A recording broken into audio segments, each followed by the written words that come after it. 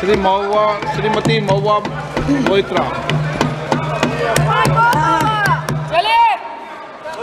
Thank you.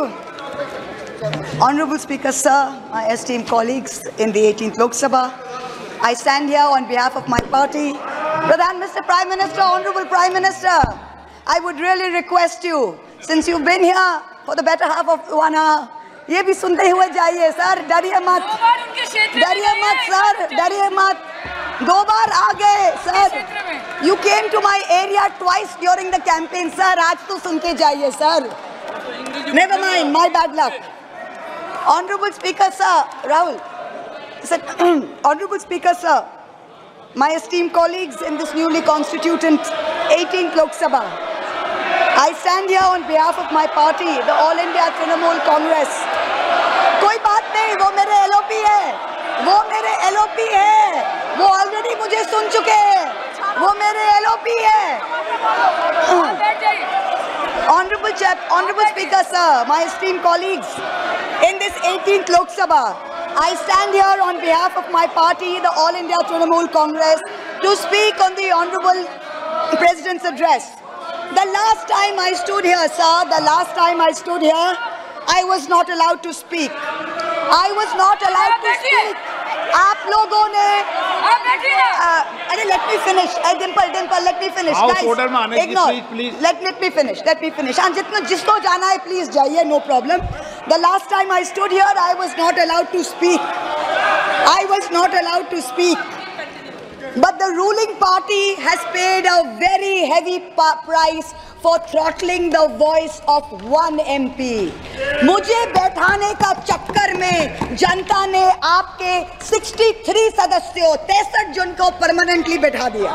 You have gone down from 303 to 240.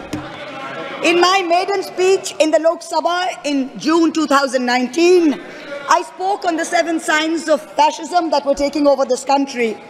5 years to the date, on June 27, 2024, this House saw the unprecedented scene of the marshals welcoming the President of India, the Honorable President, with a Sengol in their hand. The Sengol is a symbol of the supreme authority of a monarch. It has no place in the temple of a constitutional democracy. But Honorable Speaker, sir, it is understandable why this happened. Because the BJP has still not understood that their 303 brute majority, their Rajtantra, has been reduced to a 240-seat minority by the Loktantra. They are still living in the world of the Sengol. This sudden changed reality, this new reality, is yet to sink in for the treasury benches and especially for the speechwriters of the Honorable President's address. The speech that the Honorable President read out, she said, the people of India have elected a stable government with a clear majority. Please do not embarrass the office of the President by using poorly edited cut and paste versions of old speeches. This is not a stable government. It depends on multiple allies with a history of U-turns. It has not got a simple majority. The BJP is 32 short of 272. It is going to be a very hard landing for the treasury benches, as was obvious today. This time, there are 234 warriors this time, firmly united, and we have walked through fire to walk through these doors, so you will not be able to shut us up this time the way you did last time. There are numerous statements in the Honorable President's address that defy even a tenuous link to truth and to reality. Like in my 2019 maiden speech when I spoke on 7 signs, today I have picked out 6 themes from the Honorable President's address, and I will analyze how each of them is an exercise in fallacy and exercise in untruth. The address covers many issues. He relegated you to 3rd position in the Lok Sabha. You lost it. The 4th theme in the Honorable President's address, the Election Commission of India. The speech expresses gratitude to the ECI for conducting the largest election in the world. With all humility, with no intent to denigrate the office of what used to be the august constitutional body of this land, Let us as members of this opposition put on record that we won in spite of the EC, not because of it. The commissioners chosen by a government-dominated panel in willful disobedience of the Supreme Court turned a deaf ear to the most egregious violations of the Model Code of Conduct by the ruling party, by the Honorable Prime Minister with his hate-filled speeches and his divisive religion-based rhetoric. This country has been ashamed and disgusted by the language used against minorities during this campaign. This election will go down in history where an eager and compliant election commission turned a blind eye and a deaf ear against the excesses of the ruling party when the MCC was in effect. Opposition leaders were arrested, party accounts were frozen, ED and CBI even came into our election offices with impunity. Ultimately, the voters took charge and they said, "Bahut ho gaya. Enough is enough." The fifth theme, and here I have to commend the speechwriter's very dark, almost macabre sense of humor. The Indian Railways, aviation and infrastructure. The address says that work on the Ahmedabad-Mumbai bullet train is going on at a fast pace, and Indian Railways is doing feasibility studies for bullet train corridors in the north, in the south, in the east of India. Now I'm going to ask the government a question. Why are you, Honorable Chairperson? Is this a cruel joke? You are sanctioning 1,08,000 crores, 1,08,000 crores for one single Mumbai-Ahmedabad bullet train. A basic high-speed rail network costs 200 crores per kilometer.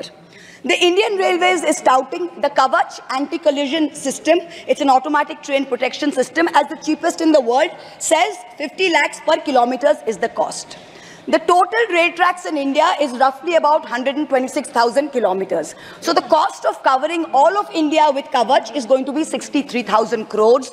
All of India's Kavach costs 63,000 and one single Ahmedabad-Mumbai bullet train costs 1,08,000. Please look at the numbers. Last June in Balasore, 3 trains collided, 296 people died. The ministry said Kavach was not operational on that route. Last week, Kanchenjunga Express collided with a goods train in New Jalpaiguri. 10 people died. Again, the ministry said Kavach is not operational on the route. The Economic Times had a survey which said at the current level of funding, it will take 50 years for all of India to be covered under Kavach. And you're telling us about bullet trains. And please don't start shouting about what it was during Nehru's time. We don't know and we don't care. False equivalences cannot take the place of real body bags. The address mentions about how India is apparently the 3rd largest domestic aviation hub of the world. In truth, India's airports have become domestic hazard hubs. First in Jabalpur, then in Delhi, then in Rajkot. Newly constructed airports have canopies falling down, killing people. The newly constructed Rampat in Ayodhya has had 3 cave-ins in the last week.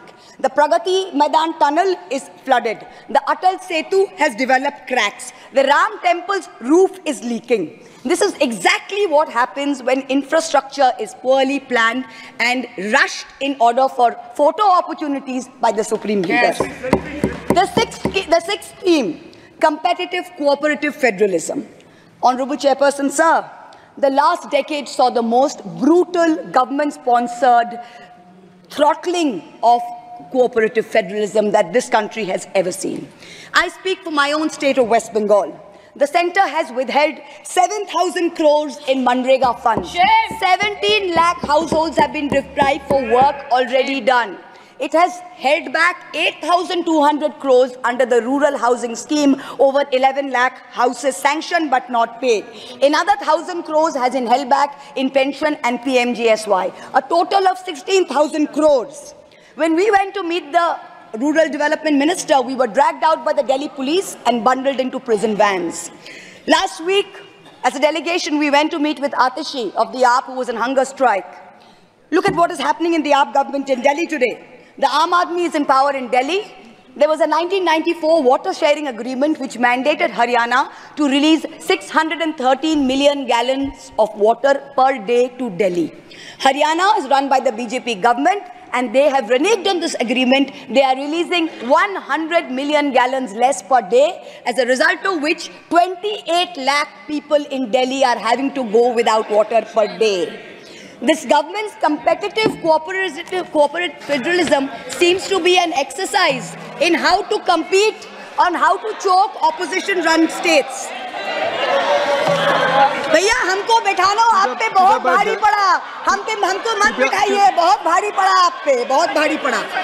The government spent the past 5 years. Honorable member, kindly address to the chair. The government spent the first 5 years in almost perfecting an elected autocracy, and by the end of 2023, this government had reached the pinnacle of their arrogance, where this parliamentary democracy was replaced by a monstrous super cult, the cult of the supreme leader, the non-biological leader born of the Paramatma, who stood in this house and proclaimed, "Ab ke baar 400 par, and ek akela kitno pe bhari pada." This was the turning point. This was the turning point when the destiny of the ruling party changed. Whether in Greek mythology, whether in Indian mythology, if you act with arrogance towards the gods, you will be punished. We have 33,000 gods in India, but in our democracy, the most supreme of them is the Gana Devata, the Lord of the people, and they have punished you. You may have formed a government again, but yours is a Pyrrhic victory, a victory which inflicts such a devastating toll on the victor that it is tantamount to a defeat.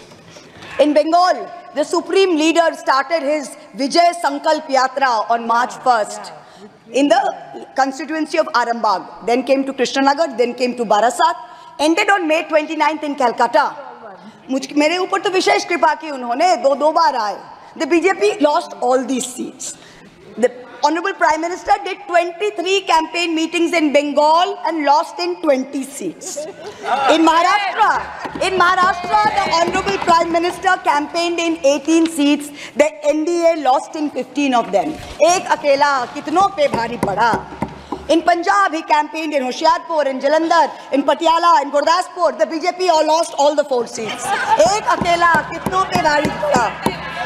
In Rajasthan, he campaigned at Banswara with the most disgraceful references to Muslims. In outright violation of the law, the EC kept quiet. Not only did the BJP lose Banswara by over 2 lakh votes, the BJP, which had won 25 on 25 in 2019 and won the state government only months ago, came down to 14 seats. Ek akela kitno pe bhari pada. 3 states, Uttar Pradesh, Maharashtra and Bengal, account for 170 seats. That is exactly 1/3 of India. The BJP won.